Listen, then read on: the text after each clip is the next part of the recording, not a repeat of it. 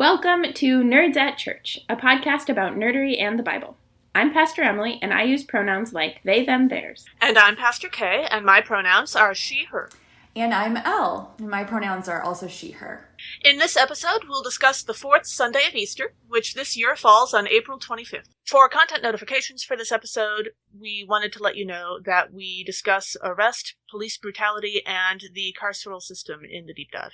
Check out the episode description for links to the Bible passages and other references we make in this episode. Our deep dive today is on abolition, justice, and faith, with our special guest, Elle Dowd. Elle is an author, community organizer, and candidate for ministry in the ELCA. She is publishing a book with Broadleaf set for release in August 2021 titled Baptized in Tear Gas, From White Moderate to Abolitionist. So, Elle, you have a book coming out. Can you tell us about it? Yeah, I would love to. Thank you. Baptized in Tear Gas, From White Moderate to Abolitionist is going to be released August 10th, which is actually the day after the anniversary of the murder of Mike Brown by white police officer Darren Wilson. The book's going to be available August 10th, but it's available for pre-order now. And all of the money that I would make from this book goes to Black activists, liberation organizations, political prisoners, bail funds, and people who have lost loved ones to state violence. And basically the book is my own conversion experience. It's my story about how God changed me from being a white girl who grew up in the suburbs of Des Moines, Iowa, who was pretty much the very definition of what MLK called the white moderate in his letter from a Birmingham jail. And that transformation into an Assata Shakur reading, courthouse occupying abolitionist with an arrest record, hungry for the revolution. It's part memoir and part theological reflection, part love letters to the activists and people I met there who changed me, and definitely a lot of challenge for the church. And a lot of my own confessions of my own personal feelings as I joined the movements and the things that I learned and the things I still struggle with today. So it's called Baptized in Tear Gas because in Lutheranism, we say that in baptism, it's as if we died and we are being reborn. And this book is about the things that had to die in me, like my clinging to respectability politics or tone policing or paternalism or other aspects of white supremacy. Those things had to die in me so that something new can be born. And just like in baptism, it's a daily dying and rising and a lifelong commitment. That's really beautiful. I think when I've learned and talked about, also in the Lutheran tradition, as our listeners know, death and resurrection and the daily dying of baptism, it's so frequently... And rising. But it's so frequently sectioned off into the space of dying because I was mean to this person or because I didn't recycle or like the things that are very much like personal piety type of practices and less so the larger like respectability politics as a tool of oppression and how do I die to wanting everyone to like me. Yeah. Like those, There's so many just like really great images that we have for baptism. And, you know, baptism is an initiation rite, or at least, you know, most of the time it acts as an initiation rite for people into the church. But ideally, even though it might be a one-day event initiation rite, it's really supposed to be a lifelong journey that's only completed at the time that our time on earth is through. And so I really think about my own personal conversion towards anti-racism and abolition that way too. Like there were definite moments that initiated me into this movement.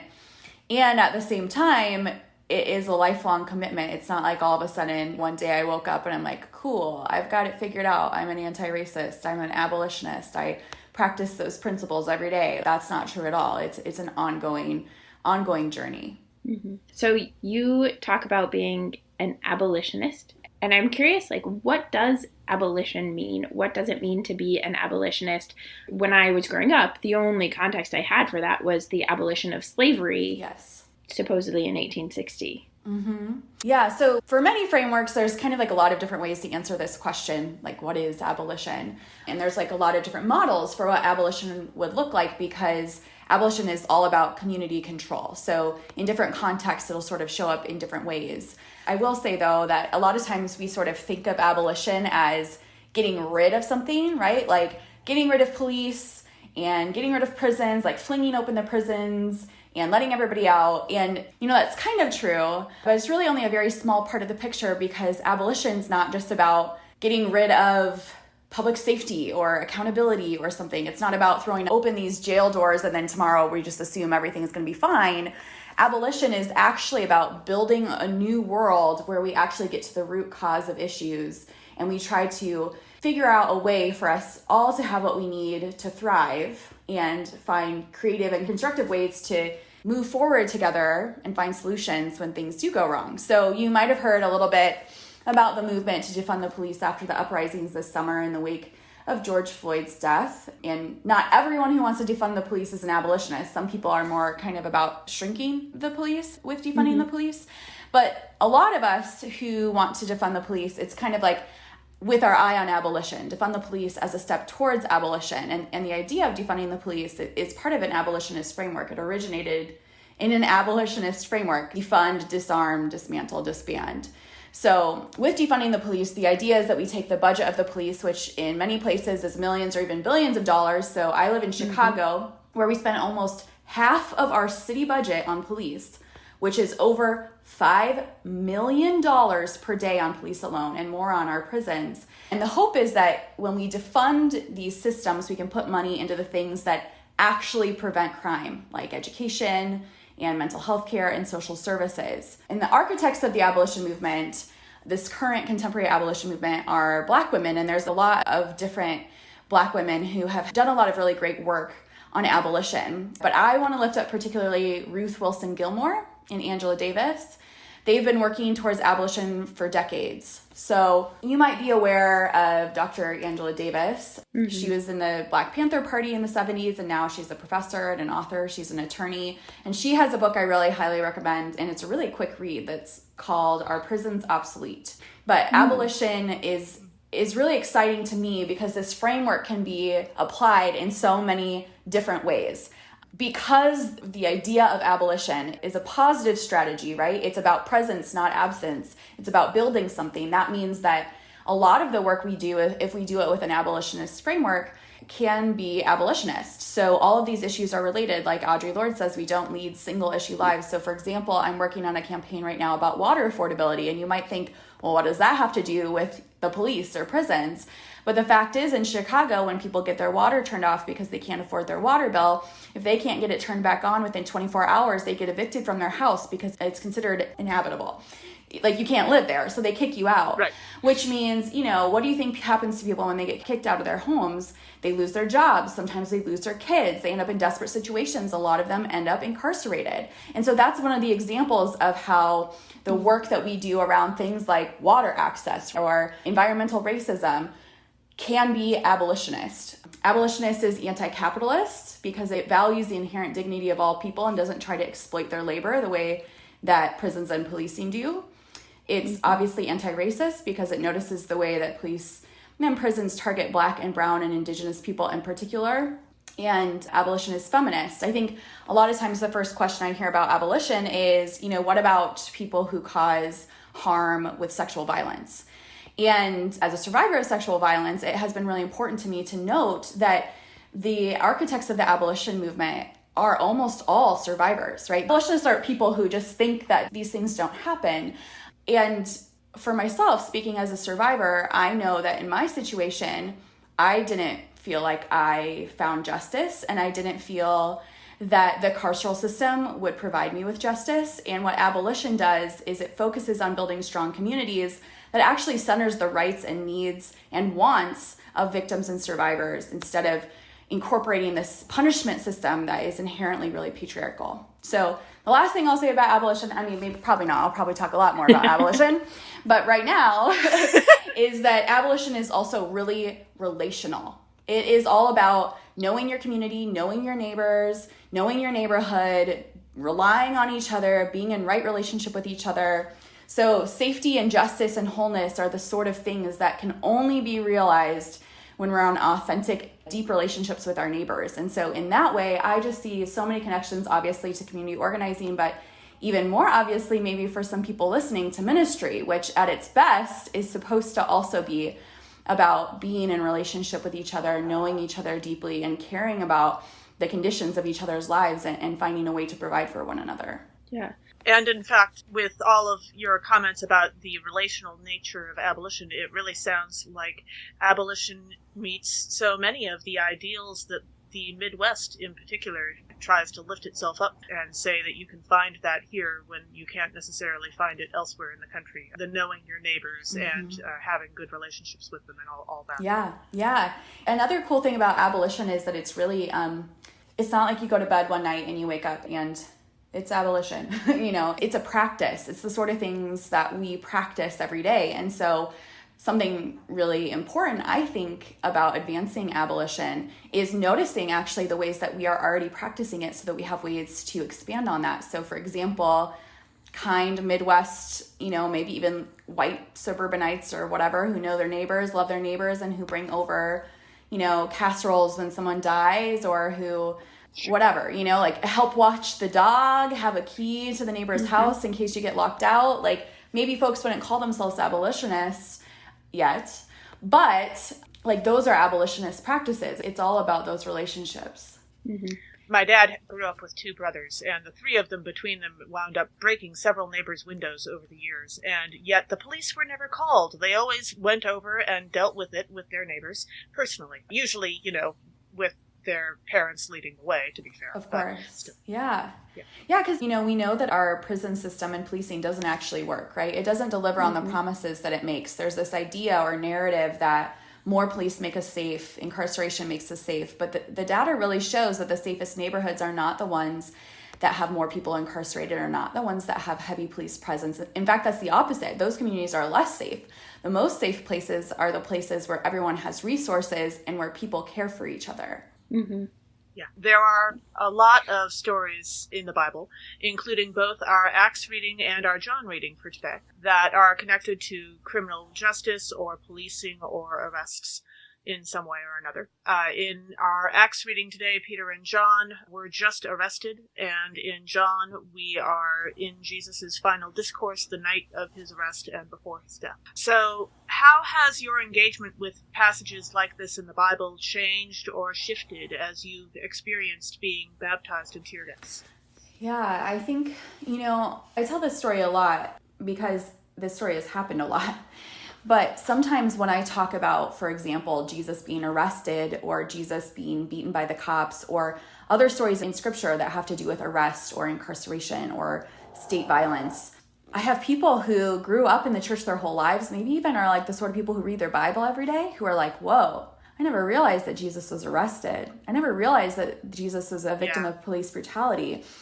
And it's right there, right? This isn't even us sort of projecting or informing or translating to our current situation or reality. The words arrest and police are in there.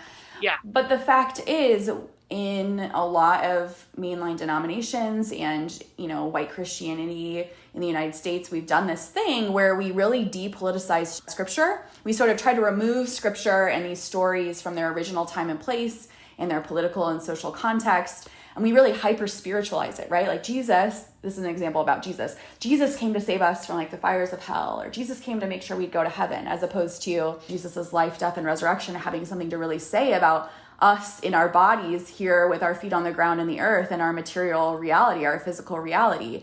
And so when we really hyper-spiritualize things and sort of pluck them out of their context like that, it makes it a lot harder for us to realize and recognize those same things happening in our own time. So I think that's on purpose, right? Because who benefits from that? The point is for us to not look critically and do more power analysis and not look critically at people who wield power, and for us to sort of just accept the pie in the sky and sweet by and by sort of theology that tells us things will get better later or whatever, right? And to not rock the boat and to not be rude or something. But when I read the Bible now, especially after spending time in the Ferguson uprising, and especially also after reading things like Dr. James Cone's The Cross and the Lynching Tree, I read intentionally with a lot more power analysis.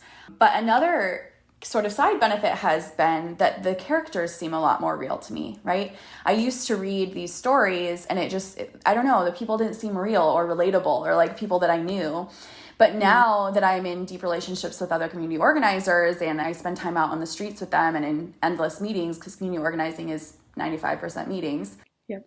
I know it kind of gets painted as this like glamorous, like, I don't know, we're like Katniss Everdeen and it's like very sexy or something, but really it's just mostly like Google Calendar invites. But strangely, the same thing is true in yes, industry. 100%, 100%. But yeah, now that I've, been out in the streets with people or in meetings with people, I read these characters in scripture and I'm like, whoa, I can imagine how this went down. Like I used to read, for example, the story of the arrest of John the Baptist and be like, oh, weird, that's kind of annoying or strange, or that's too bad that happened or something. Yeah, that seems kind of random. That seems kind of, why did that happen? And now I read it like John the Baptist initiated Jesus into this movement of spiritual renewal. Jesus goes off into the desert, comes back, hears that his mentor and cousin and comrade has been targeted, criminalized, and hauled off to jail. And that radicalizes Jesus enough to start his own ministry, right? Mm-hmm. I can see the cause and effect because of the power analysis, and it can make me imagine like, oh, maybe John's arrest radicalized Jesus. What are the things that radicalized me or radicalized people in my life? And it frequently is the harm that happens to people that we love, right? Me seeing what happened in Ferguson and thinking about my own daughters who are now Black teenagers, that radicalized me. And so I can really relate more to these characters as real people. Yeah. Yeah, I think about that. And I was arrested this last summer in the protests, and to think about this year in particular during Holy Week when we had Jessica Davis on for our Good Friday episode and Pastor Lenny Duncan on for Palm Passion Sunday. And so between the two of them, there is such, I think it was Pastor Lenny who also mentioned John's arrest radicalizing Jesus.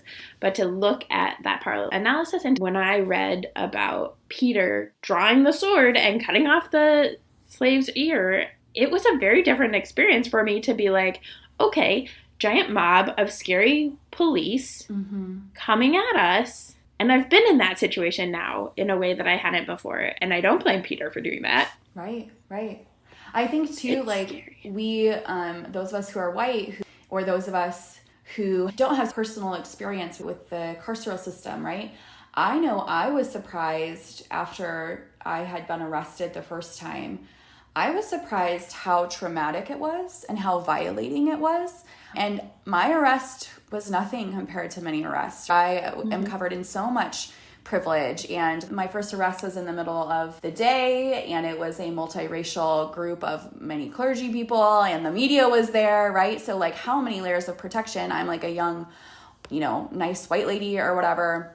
And that arrest was traumatic. And I was there for only a few hours in jail, right? And so I think we really, because many of us are so removed, we can really like sanitize these stories and think about, even if Jesus had only been arrested and not beaten and not executed, like that's a big frickin' deal. It's a total loss of control of bodily autonomy. It's totally dehumanizing. So really like the layers that this adds. And of course, Black folks, Indigenous folks, other people of color who have had, or people in general who have had more experience with our carceral system, like this isn't news, right? Like they know the way that their communities have been disrupted and they've seen the harm firsthand. And so that's a way that as white folks, and particularly white folks who don't have much, experience with the criminal justice system, justice in air quotes, these folks are our teachers. People who have been incarcerated, people of color are our teachers on this, and they can really help us to see things and notice things in scripture that we wouldn't see ourselves. It just continues to amaze me the number of people respond to the idea that the criminal justice system is unjust by saying, well, if you just complied, if you just did what the police said, then you'd be fine. Well, if you work the idea that the criminal justice system is not just into that, then maybe you won't be fine, comply. And actually we have historical record of many, many, many people for whom that was true. And yes, some of them did already have arrest records, and let's apply that to those arrest records as well. Yep. Yeah, I think my whole viewpoint changed when I realized it's this two-way thing that's happening, right? On the one hand, people of color and the poor and people who are trans or people who are disabled or, various other people and populations and groups that are targeted by the police. It is not only that like these laws exist and then they're sort of disproportionately applied to certain groups. That's true. But even sort of the other direction, these laws were written on purpose to purposefully criminalize groups so that they were easier to be targeted. Do you know what I'm saying? It's not just like, oh, we wrote these laws and they're sort of neutral, but then the application is unjust. Michelle Alexander's The New Jim Crow does a really good job talking about this, about how our criminal justice system purposefully creates a criminal underclass, purposefully tries to criminalize whole groups of people by creating a whole web of a system that targets them from the beginning. Yeah, and I think that the other piece of that it has taken me a while of living in the Midwest and being around like white Midwesterners in a particular way to get to the third piece of it, which is you don't obey the laws. Right. Right? Like, literally. Right. I mean, we have... They really don't. We really don't. I mean, in the last couple of months, we had a police officer with the Des Moines Police who was arrested because he was trying to interfere in, like, his girlfriend's arrest or something, like, was trying to intervene. We have police who are de-escalation trainers who got in trouble for using excessive force multiple times, but it's also the, like, white suburban folks, which is me right now, who drive above the speed limit, who maybe have a drink at a bar and then drive home. And that may or may not be past the legal limit. And also, if they were a person of color, they're that much more likely to get arrested, or who have tail lights that are out. Right. Yep. Yeah. Or who pull pranks or break into the homes of their ex or their family members or whatever and expect that they'll get off because it's not a big deal. And yet, if they were a person of color, they could have gotten shot for that. Yeah, I think about, I grew up in the suburbs and we did a lot of TPing houses, right? Like putting toilet paper in trees and on houses as like a prank, right? And nobody was calling me and my friends animals and justifying, people harming us because we quote unquote destroyed property, right? And yet that happens all the time because our system places a value on property over people, particularly when those people are part of a marginalized class. Diving into our readings, our Acts reading, our first reading for this episode is Acts chapter 4, verses 5 through 12. Peter and John were just arrested for healing in Jesus' name. And then Peter is filled with the Holy Spirit to proclaim salvation to the religious authorities gathered.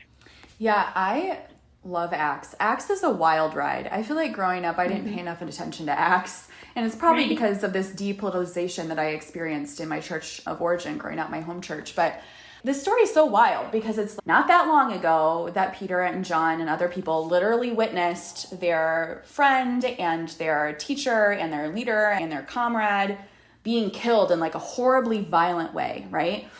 And we remember from Good Friday that Peter was like afraid that he was going to be next. And so did the whole, denying Jesus 3 times thing, right? So like Peter, maybe justifiably so, but was like, a little bit of a scaredy cat or coward or whatever. And then we get this totally different Peter in Acts who's like marching right back up to Jerusalem, right back up to that same, city where all this happened, where the same people who targeted his, Jesus's movement that Peter is a part of, the same people who like criminalized their leader and arrested and brutalized him and murdered him. Peter walks right back up to them and then totally to the seat of power where, it's like the same characters are in play, right? It's Caiaphas again and Annas. And he just goes right in there preaching and teaching. And obviously it causes a commotion. And so then they're arrested. People in authority did the thing that they always do when they feel like some like riffraff or outside agitators are disturbing the peace, because they would be outside agitators, right? They're Galileans. And so they locked them up and they put Peter and John in prison. But the story is so cool because the powers and principalities couldn't stop them. And I think about Fred Hampton, who has that famous quote, "You can jail a revolutionary, but you can't jail the revolution." And later on, outside of this, small part of the story that we read this week, scripture tells us that 5,000 people joined the movement that day. 5,000 people joined the church. So you see, it's just such a powerful story to me. Another conversion story, right? Like this guy, we'll talk about Peter. John was John was there too. But I think about Peter in particular, who was like a coward denying Jesus, and then now turned into this person, was converted, transformed into this person that would march up to the seat of power, right to the people who had just harmed and killed and hurt someone that he loved in a super traumatic way, go right up there and stand up to them, right? And say, they're like, who gives you the authority to do this? And they're like, Jesus, the one you killed. Yeah, but God raised him. Like, holy what happened to Peter? That he was transformed, and the only way that someone would turn from the sort of person who's like, wait, Jesus who? I don't know that guy, into yeah, whose authority am I doing this by? Jesus's. Remember when you tried to kill him? Well, he's back, and now I'm doing this in his name. The only way you'd see that sort of transformation in a person is they experience something just totally life-changing, the resurrected Christ. Mm-hmm. Yeah. I really love that way of understanding it, because I think when we've talked about Acts in the past, it's a lot of there are conversion stories, right? Because it's the early church and building up the church. And it would be easy to focus on the 5,000 people, but the story that is most gripping is this person that we've journeyed with through the Gospels into Acts, who has had such a big transformation. Yeah. Yeah, that's beautiful. Yeah, and the reason why the 5,000 joined is because of all the stuff that happened. Yeah. Right. If Peter and John hadn't been so bold and hadn't gone to that place and been so brave and, healed people and had been preaching, if this had been happening in secret or something, nobody would have paid attention, really. It's first of all because people knew about it, but also because, wow, what's a compelling story is someone who believes what they believe so much that they're like, yeah, lock me up and I'm still not going to back down. That's a really, really powerful story. Yeah, I think about the different places where that's happened. The places in real life are connected to water for me. Mm-hmm. So both the folks who put water out in the Sonoran Desert for immigrants who are crossing the desert and who then have been arrested for harboring, I think it was called harboring fugitives or something, but also the new law in Georgia for what you're allowed to give people who are standing in line waiting to vote. And the space that it connected when I was preparing for this episode was actually in Firefly, in the show Firefly, which is very has its own cult following. But Summer, one of the characters, Summer and her brother, are fugitives, and Summer has a lot of trauma that she's experienced, and so her reactions and her responses are not always proportionate and not always helpful, but a lot of the time she actually is saving everybody, but there's still this need to contain her and to contain the potential for her to do harm and the potential for her to do good, because there's not a trust that she will do good. And so I was just thinking about that and the different ways that, particularly in Firefly, there's this, what is moral is not always what is legal. Mm-hmm. And how do you navigate legality and illegality versus morality and immorality? Yeah. Tricky. Yeah. I like Firefly. And come to think of it, people lock up the gospel in the same way because it might do too much. Mm-hmm. It might be too revolutionary. Too disruptive. Yeah. So frequently I think we talk about, and this goes back to what you were saying earlier, Elle, but the depoliticizing. Mm-hmm. And the most common framing that I've had is you're politicizing the gospel, which is not accurate. It's right. Putting the politics back into it, right? Recognizing the politics are there, but ignoring the fact that the politics were pulled out of it to begin with. I think it's because we frequently misunderstand what politics is, we think of politics as, I don't know, two opposing football teams and we choose our favorite or something, as opposed to politics is not just about partisanship. It's not even just about elections, right? Politics is really just a word for how we organize our public life together. And so there's literally nothing in this world that's not political, because everything that we do, everything that we say, it affects other people. So the idea that somehow the gospel could be non-political is hilarious, because first of all, nothing's non-political, but particularly not the gospel. If the gospel was serious enough that Jesus and many of his followers were killed by the state, then the state is a political entity, right? The state is a political entity. And so with the state being major actors, the empire being major actors in this story, of course the story is political. It's about political leaders. It's about governmental leaders. It's about political power. It's about the fear of losing power. Mm-hmm. When we look at the verses in particular for this passage, I was looking at the first couple of verses 5 and 6, where Peter and John have been arrested, as we mentioned, and then they are coming to the rulers and the elders and the religious authorities in Jerusalem. And it has this list, right? Annas and Caiaphas and John and Alexander and all of these people with all of the power to make decisions for the good of the community. And I think it's important for those of us who are Christian, especially when we're talking about the Acts readings in particular, there's a lot of like pitting Jewish people against those in the Jesus movement who become the early church. Yeah. And the reality, like, there is a hard spot that they're in, right? Of living in a situation of oppression where there's a foreign government that is oppressing them and they're trying their best to protect their people, the people in their care. And they are choosing the complicity with the powers in order to protect people. That's the route they're choosing. And not everybody chooses that route. And clearly Peter and John are not choosing the same route. Yeah. Right. But it also reminded me of the movie The Village, which maybe I'm just still on a like horror movie bend from our last episode with Horror Nerds at Church and Pace and Joe. But the movie The Village, there's this community that is like isolated, and the council has said like is like protecting people because there are these scary monsters out in the forest, and so nobody can leave, and it's like 1900s-ish time frame. And so there's not great medicine and all of this stuff. And the reality, spoilers for anybody who might want to go see The Village, is that they're protecting people from modernization. And so when somebody's really sick and they need to get out there to get medicine that will actually save this person, there's so much that gets built up around killing and harming and scaring people into staying in this village where it is safe because they're so afraid of the technology and the medicine that is advanced. And there's like good reason to be afraid of that. I am a Luddite in so many ways, but also it's inevitable and there is good that comes from it.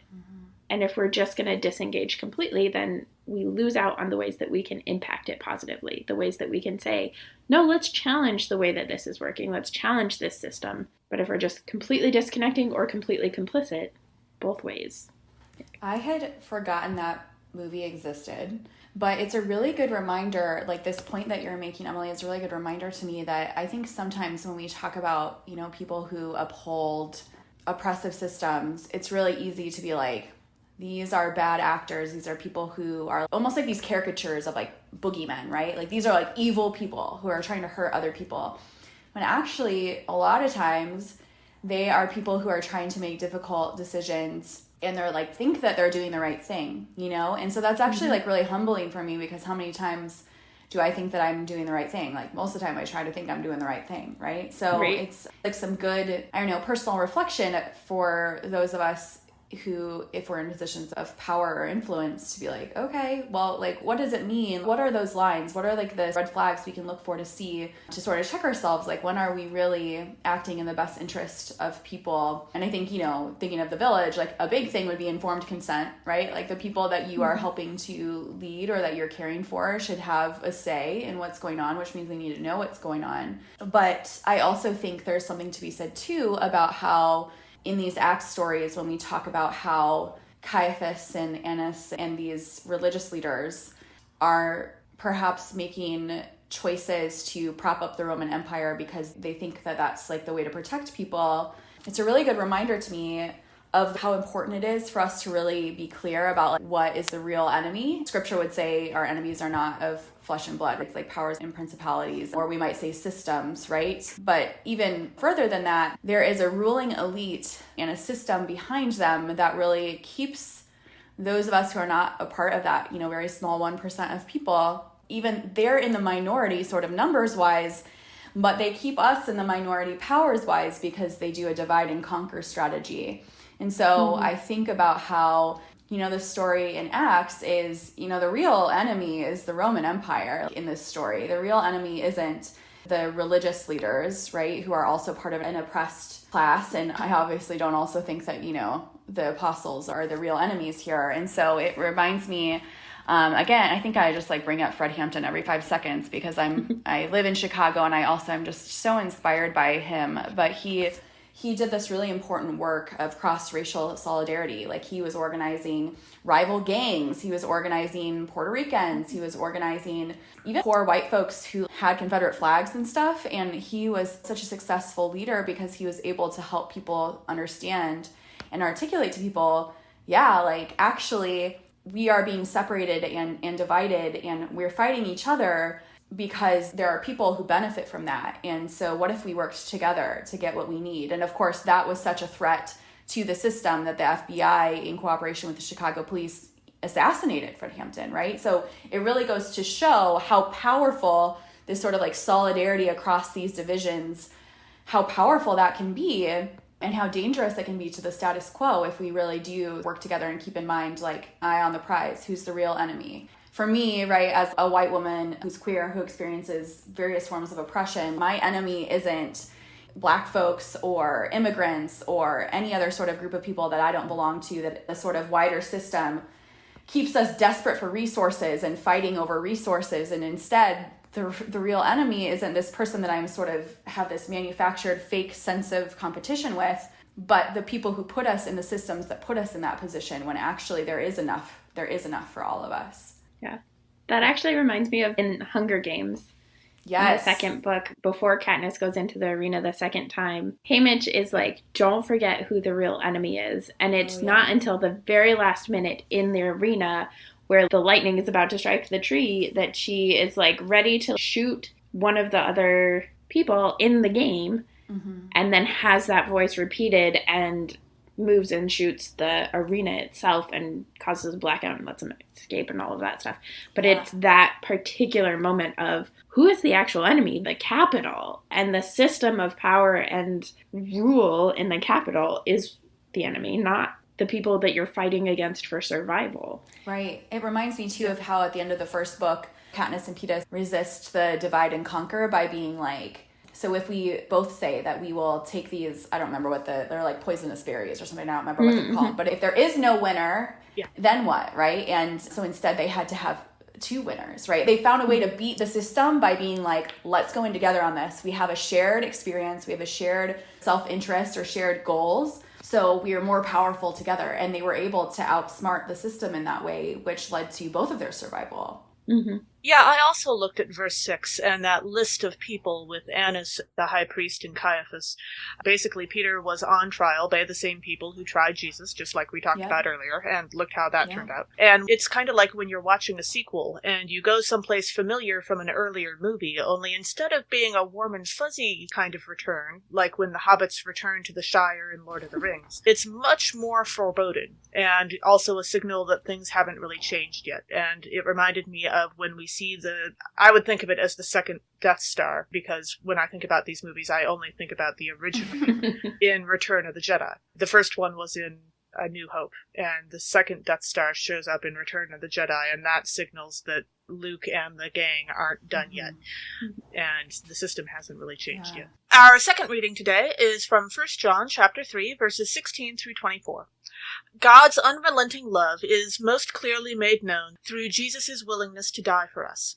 And having witnessed this love, how can we not share it with others? So one of the themes is love. Yay! But I was thinking about this, and particularly in light of what you were saying, Elle, at the beginning about, I don't think you use this exact phrasing, but about not being just the nice people. Yeah. And I have for a long time, and Kay and our listeners have heard me say it a bunch, said, I think being nice is a sin. Mm-hmm. I think being kind is not necessarily a sin, but being nice in the sense of socialized to put other people's needs over and above your own all the time, or to not engage in conflict, to not speak up when something's wrong. And so when I was in seminary, one of my seminary classmates gave me the book, Caring to Confront. The idea behind it is that it is, in fact, that we confront, that we do something because of our love, not in spite of it. Yes. And so Yes. I've been driving a bunch, and so I've been listening to Divergent on audiobook and just got to the part where Triss is talking about the Dauntless Manifesto and just got introduced to some parts of it. And the idea in the original Dauntless Manifesto is this great sense of like part of being dauntless and being brave is about teamwork and lifting up and supporting each other. Yeah. And it's become this more corrupt thing of every person for themselves and like dangerous and trying to undermine each other. And part of what she says is she stays in Dauntless and she still wants to be part of Dauntless because she believes in what it can be. Yeah. Right? Because she loves it, she is willing to stay and challenge the things that are unjust and the things that are harming people. Yeah. I think even, so this is related to that, even choosing to like remove yourself from things can have a similar effect, right? The confrontation is the caring part. I think about, this is a story from my own life actually, but there was a loved one of mine who had mistreated me for years in a like very serious way. And I had this realization one day that like if something happened to this like loved one and they like died or something someday, like we're all gonna die someday, if something happened to this loved one, I would have all this resentment and bitterness in my heart because I had never confronted this issue and put up a boundary. And so I made a really hard decision to stop contact with this loved one for a pretty long period of time. And then other people, other loved ones in our circle supported me in doing that, and then also supported holding that person accountable, right? They're like, hey, we will stay in relationship with you. Elle needs space for her own health and healing, but we'll stay in relationship with you if you will commit to your health and healing, if you'll get some therapy, for goodness sakes, you know? Mm-hmm. If you will do those things, we'll be here to encourage you and support you and hold you accountable. And if you don't, we actually don't think we can be in relationship with you either. So that was really powerful. It was really powerful for me to realize that even though it was not at all nice for me to tell this person, hey, you can't abuse me, that it was actually very kind and compassionate, because instead of hating this person, this space and the support from our community gave us the chance at a future with hopefully a real relationship, right? There was no room for reconciliation if I just played nice and said it was okay for me to be mistreated like this. But me speaking the truth gave, it was hard. It didn't feel good. I'm sure this person didn't feel loved by me being like, I can't be in relationship with you right now. But for me, it was very loving because I didn't want the sort of relationship where I secretly hated them. I wanted a relationship where we could actually care for each other and know each other. I like to tell this story because it doesn't always happen this way, right? It's not always like neat and pretty like this. But in our case, it has, sort of a happy, I won't say ending because we're still in process, but it's a little bit of a quote unquote success story because this person did get therapy for years. And then me and this person entered into therapy together to sort of like confront and negotiate some of the things together. And so now we're in this stage now that's really full of possibility, right? Like full of possibilities that if you had asked me 10 years ago, I'd be like, this would never be possible, right? This was an impossible hope. To hope that I could have a real relationship with this person, to hope that we could really get to know each other and that we could interact in a way that was healthy. And so right now we're in the stage of figuring out how to do that. But it's just, I think about that. Obviously, this is a sort of interpersonal situation, but I think about that with systems too. And I think about the people there's those of us who remain in the church to try to like dauntless, right? Like we're like, we know what you can be, if you lived into these values. Yes. And then there's people who leave the church. And I think leaving is a faithful option. I think it can be very loving to say, I will not allow you to treat me like this. And the way that I need to heal is to be away from you, and maybe permanently, right? So I think about that with systems too. I think about the church, but I'm sure that because, we're like church people, but I'm sure there's other institutions that could also be true. Yeah. And it feels so queer to do that too. So frequently the options are stay and do nothing and say nothing and be nice, or leave and say nothing and do nothing and just like ghost. And there's so many more, which is my favorite hashtag false binaries. But there are so many more options, and there are those possibilities of having space for complexity. That I think queer community and queer culture in particular has a particular capacity to do. But to say, no, we can talk about the thing that we're struggling with and we can confront about it, but also we can create the space so that other people don't get harmed. Yeah. And we have the capabilities and capacity to address the harm. Yeah. Yeah, I'm a huge fan of the online advice column Captain Awkward, and she is particularly good at helping people go through this process. She's come up with several very clever short phrases to identify different problems that everyone has in their everyday lives, and one of my favorites that she identified is the person who is the missing stare. In some groups, in some churches, in some organizations, there is a person who is endlessly dysfunctional, and everyone just sort of accepts that that's how they are, and it's like they jump over them like you would jump over a missing stair on a staircase.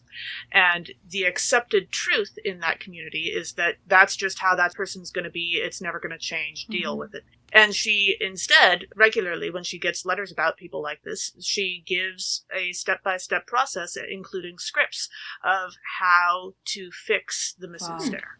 Either, by creating boundaries or creating a process or a policy if you're in a place where they're an employee or that kind of thing, where you can address the problem. And she points out that, okay, by doing this is not going to be comfortable. Doing this is going to be wildly uncomfortable. Gosh. You are not going to enjoy it.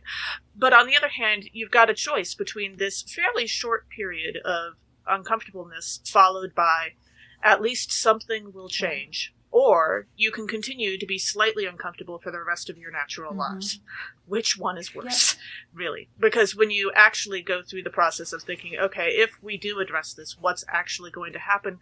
Probably the building isn't going to burn down. Like, maybe, but probably not.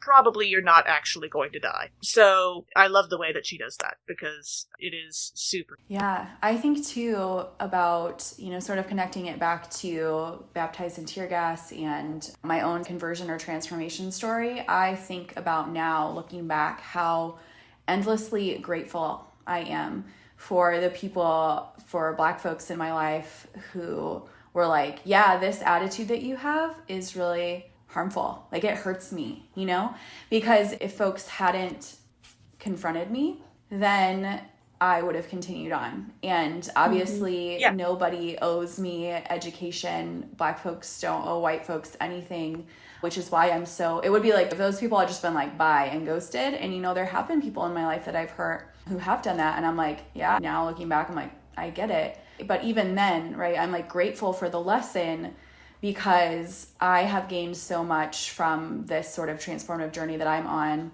that, like, yeah, it feels terrible to be confronted, to be like on the side of someone being like, oh, you harmed me and this is like really messed up. Like, that feels terrible. But in the long term, it's actually very liberating, right? It's like an opportunity for growth. Yeah. Yeah. I was thinking when you were talking about the queerness of this, right? Like the way that we're in relationship with each other and talking about, caring to confront as like kind of queer. I was thinking about how you all have probably talked about this here before, but, like in cis het sort of dominant narrative scripts, there's like these roles that people fall into and you kind of go through these motions and it's just like you're on a conveyor belt for your life and you don't have as much opportunity to examine or reflect or like actually make choices. But so I think about how that plays out in relationships, right? Like in cis-het relationships, it's like, oh, there's these gender roles and you do these things. But when I've been in relationships, all my relationships are queer, right? Because I'm queer. But when I've been in relationships with other women, there's been this really cool thing that happens, which is the negotiation, right? There is no, there might be a little bit of some script, but there is no script, right? It's like the whole thing's just blown wide open. So then we can actually think and reflect about like, how do we want to be in this relationship together? What roles do we want to play? Or like what things are important to us? And I think, that's the sort of confronting people in general or confronting systems has that opportunity too to sort of like blow open the script and be like, I know I'm supposed to just play nice and be okay with this hurt that's happening, but I instead am going to confront. And then we have an opportunity to, instead of this script with my loved one where this person harms me, I am so uncomfortable. I throw up every time before I see them. I text my other loved ones in that community and vent and I'm stressed and I don't sleep at night, right? That's the script that I had been doing. And the script was, Elle, make yourself small. don't rock the boat. But when I refused to continue on that conveyor belt and be like, no, I'm not doing this anymore, we blew up the script and we're in this space where it's like, okay, now it's the renegotiation period after a period of healing, and a renegotiation period where you can say, okay, what do we want this to be like for us? Mm-hmm. Yeah, that actually reminds me of relationship anarchy. Yes. As a practice. And actually, I believe our next episode, our deep dive, is into relationship anarchy and love and how that all plays out. So, yeah. So cool. A preview. But yeah, the idea that love does not have to look like one thing and relationships do not have to look like one thing. And we get to actually be intentional and create what we want them to be. Yeah. Mm-hmm. Yeah. When we reach verses 19 and 20, we read, "And by this we will know that we are from the truth, and will reassure our hearts before God whenever our hearts condemn us. For God is greater than our hearts, and knows everything." So these verses remind us that love will remind us when we're doing the right thing, even if we are questioning and doubting ourselves. So a few months ago, I actually got to finally see the movie How to Train Your Dragon for the very first time, because I finally had access to it through streaming. Yes. And in that movie, which is a lot of fun, Hiccup realizes that he did the right thing by not killing Toothless the dragon immediately, and is reminded of that when Astrid reminds him that the rest of his village, like literally everyone he knows and has ever met, would have responded that way by killing Toothless the dragon right off the bat, because he was weak and he was vulnerable at the time. And so she asks, "So why didn't you?" And he immediately knows the answer, which is a little more complicated because of the plot line, but the short version is basically he's more of a lover than a fighter. And it's a lovely moment where he is reminded that he's doing the right thing because the reason why he did it is love, ultimately. And I wish that we spent more time on these verses, because I think we need to be reminded that when we question ourselves, are we doing the right thing? That the Bible literally tells us that we will know that we are doing the right thing when we are acting from love. And that when people tell us that we are, desecrating the Bible and ruining the church and destroying the future of Christianity because of the things that we are doing, and that we can be reminded that we are acting from love. We are acting in the interest of loving others. And that is how God has said that we will know that we are doing the right thing.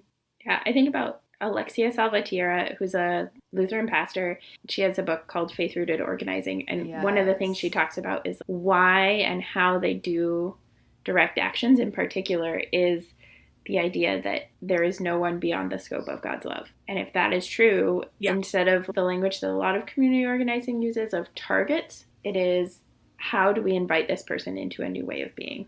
How do we invite them to a conversion of their heart? How do we make clear the actual dilemma and where love is in this situation?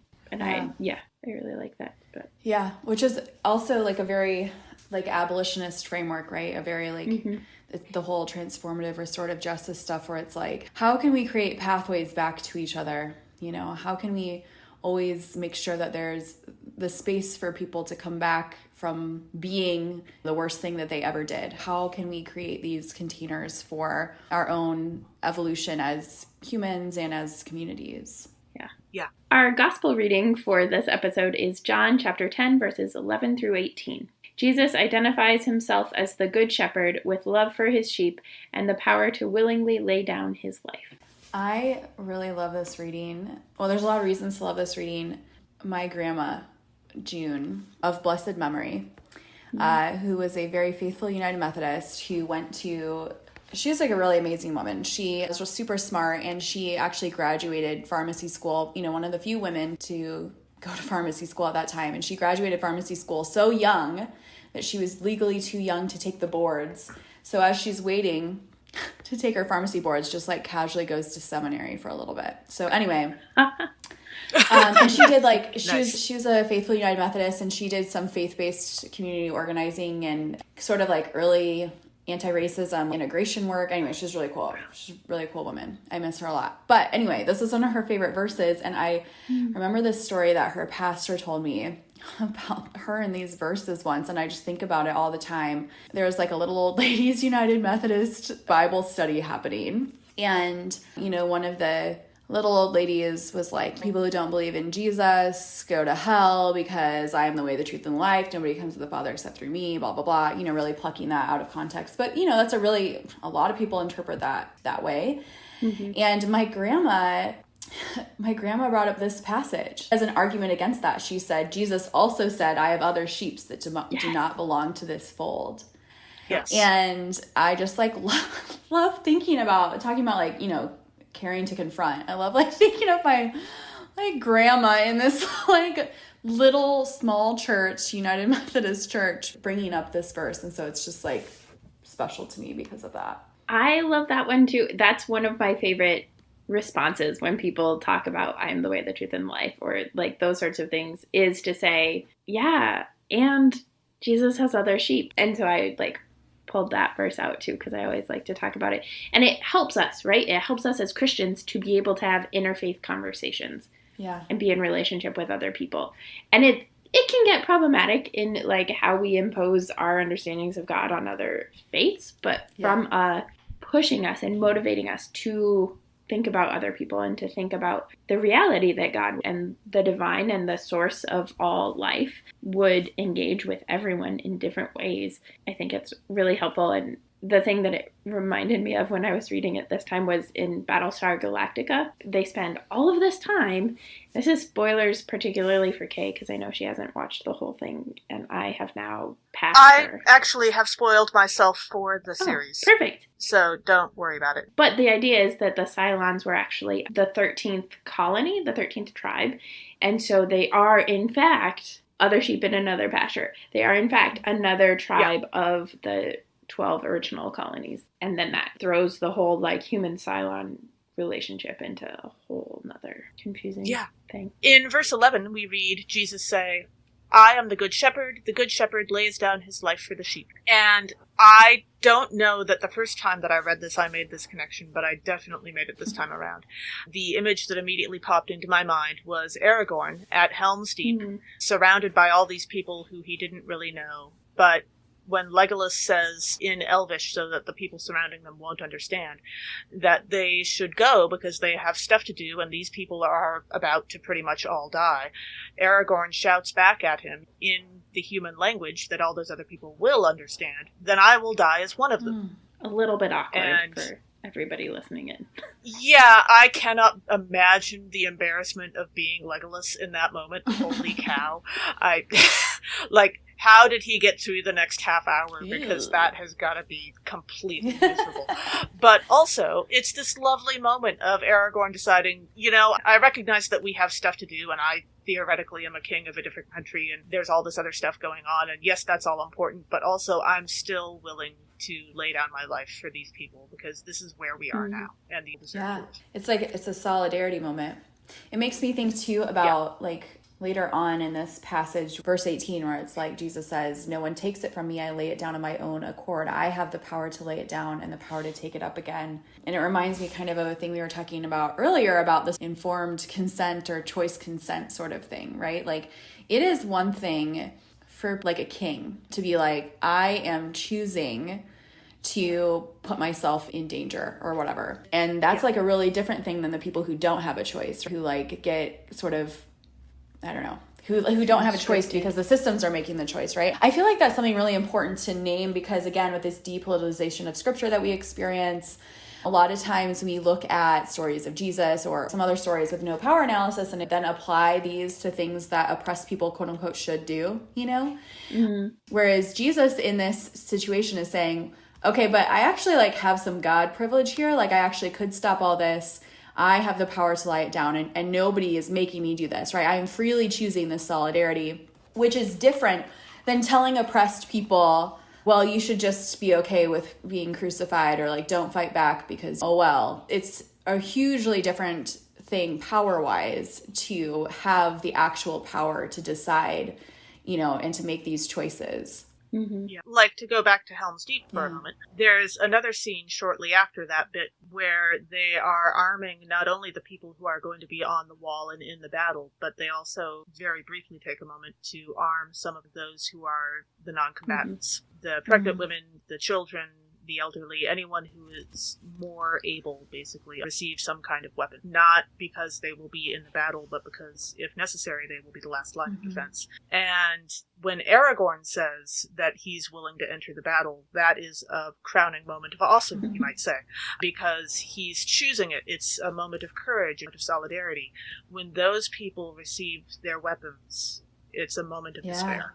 Yeah. They know that if they have to use those weapons, they are probably going to die. And that's very much the situation that oppressed peoples are so often put in. They might have a last-ditch option that could make some kind of change, but it's probably also going to get them killed. Yeah, it really reminds me of the difference between, like, white members of the NRA who are gun owners and then, like, I don't know, the Black Panther Party or, like, Black trans women or something. It's like, these are very different things. Like, one group lobbies with white supremacist ideals basically around protecting property and all kinds of other, like, capitalist ideals.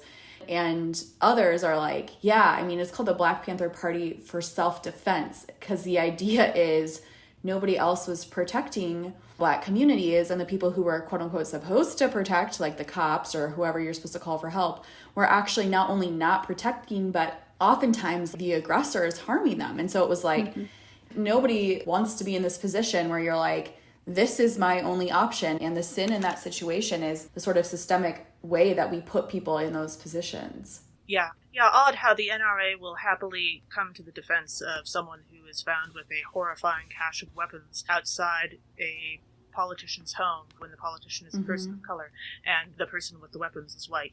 But yet, said nothing about Philando Castile.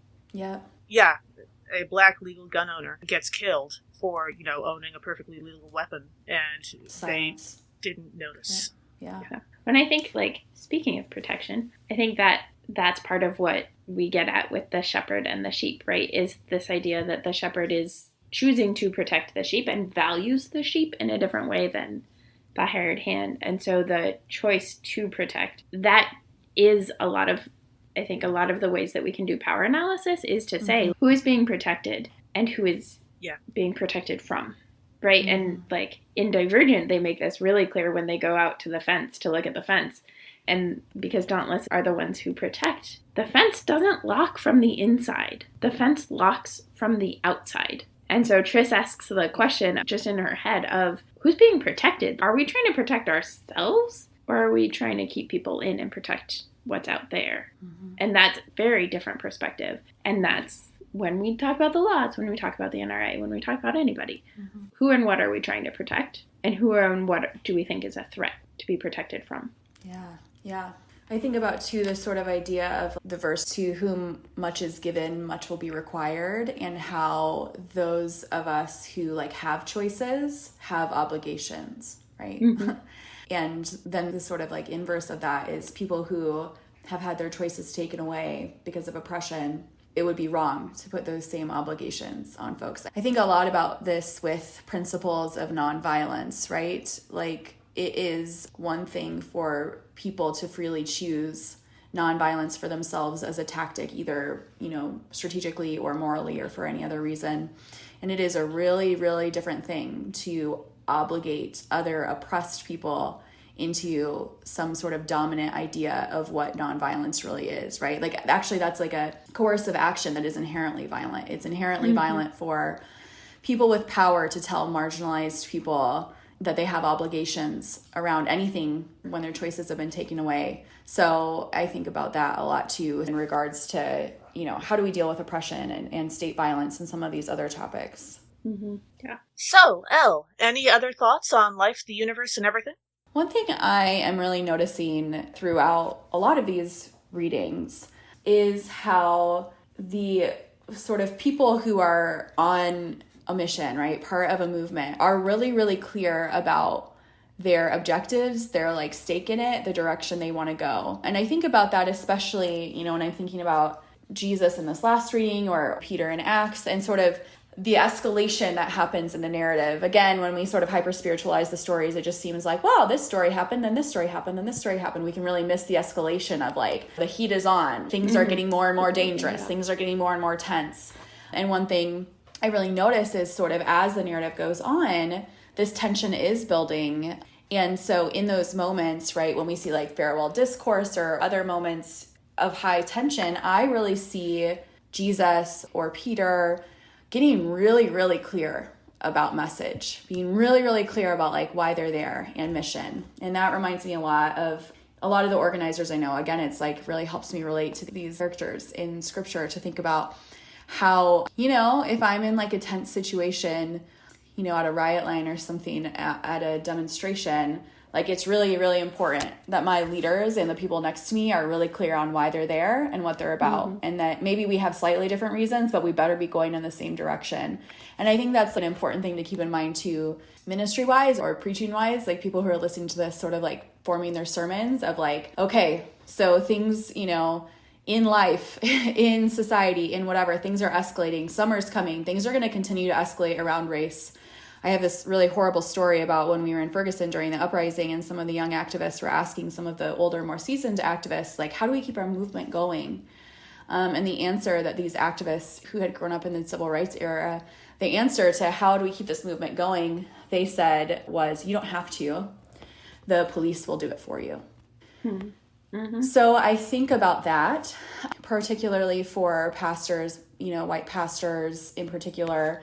Summer is coming. It's getting closer and closer.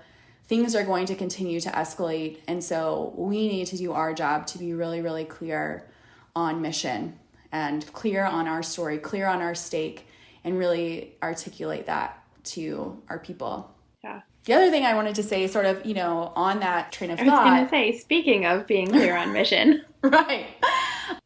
So I think I mentioned earlier that all of the money that I would make from Baptized in Tear Gas is being redistributed to activists and liberation organizations and political prisoners and bail funds and that kind of stuff. And so, the book's not out yet. So what I have is my advance. And so I've redistributed the advance. And I wanted to plug a few of the places where I have redistributed that advance. And in the future, hopefully one day, knock on wood, when the book makes money, then I'll be able to redistribute to more places like that, more bail funds, more activists, more organizations. But I wanted to let you in on some of the places that I did redistribute these funds to. And one of them is SOUL, Southsiders Organized for Unity and Liberation, which is the org that I'm on the board for and kind of my activism home here in Chicago.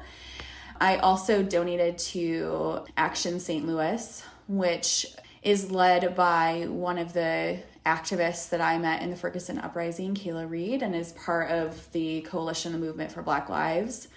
And then you kind of get like an advance when you sign a contract, and then you get an advance when you actually, write a book, like finish the book and turn it in. And the first advance I got actually went to Mike Brown's mother's organization, the Michael O.D. Brown We Love Our Sons and Daughters Foundation, and Michael Brown's father's organization, Chosen for Change. And I also set up a reoccurring payment for Kid Ferguson, Josh, who is a political prisoner because of the Ferguson uprising, and also sent some money to the bond fund. So the rest of the money has been given directly to activists, and particularly activists whose either stories are shared with permission in the book or who have made like a particular impact on my life. But I wanted to let you all know about those organizations, especially in case you are looking for a way that you want to plug in and get involved. And these are really great places to do that. Yep. We will link to those organizations in our episode description, as well as a link to Elle and where you can buy Elle's book, so that if you want to support them directly, you can. And if you want to support through purchasing Elle's book and support that work, you can also do that. Awesome. Thanks for joining us, Elle, and thanks for joining us, listeners. Catch us next time when we'll discuss nerdery connections to the scripture readings for the 5th Sunday of Easter. This podcast has been produced by us, Emily Ewing and Kay Rohloff. For more fun, check us out on Twitter and Facebook at NERDSATCHURCH, Nerds at Church, or contact us at nerdsatchurch@gmail.com. Also, if you like what you've heard, rate us or leave us a review on Apple Podcasts, Facebook, or wherever you catch your podcasts. If you want access to our full guest episodes and interviews, support us on Patreon at patreon.com/nerdsatchurch. We hope Patreon can help us get our episodes transcribed for those who need or prefer that, though if you want to help us with transcripts, let us know via email or social media. As the ancient Christians said, Pax Pax vobiscum. vobiscum.